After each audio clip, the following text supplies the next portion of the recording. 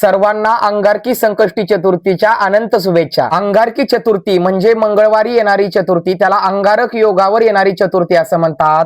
एक अंगारकी संकष्टी चतुर्थी केली तर 21 संकष्टी चतुर्थी केल्याचं पुण्य त्या भक्ताला लाभतं। अंगारक हा जो शब्द आहे तो मंगळ ग्रहाला संबोधला जातो। त्या भक्ताच्या कुंडलीमधील मंगळाचा दोष पूर्णतः कमी होऊन मंगळाचे शुभ परिणाम त्या भक्ताला पाहायला मिळतील। अंगारकी संकष्टी चतुर्थी ही खूप दुर्मिळ असते, वर्षातून लयत लय एकदा किंवा दोनदा येते। त्यामुळे अंगारकी संकष्टी चतुर्थी याचं महत्व अनन्यसाधारण असं आहे। त्यामुळे सर्वांनी अंगारकी संकष्टी चतुर्थीचं व्रत धरायचं आहे। हे संकष्टी चतुर्थीचं व्रत धरल्याने जे काय आपल्या पाठीमागील इडापिडा दुःख दारिद्र्य आहे त्याचा नायनाट होऊन, संकटाचा नायनाट होऊन त्या भक्ताच्या जीवनामध्ये नवीन ऊर्जा निर्माण होते, किंवा आपल्या पाठीमागे विनाकारण काही संकट येत असतील तर त्या संकटाचा नाश होतो आणि गणपती बाप्पा आपल्याला योग्य रस्ता दाखवतात। अशा या मंगळवारच्या दिवशी येणाऱ्या अंगारक योगावर अंगारकी संकष्टी चतुर्थीला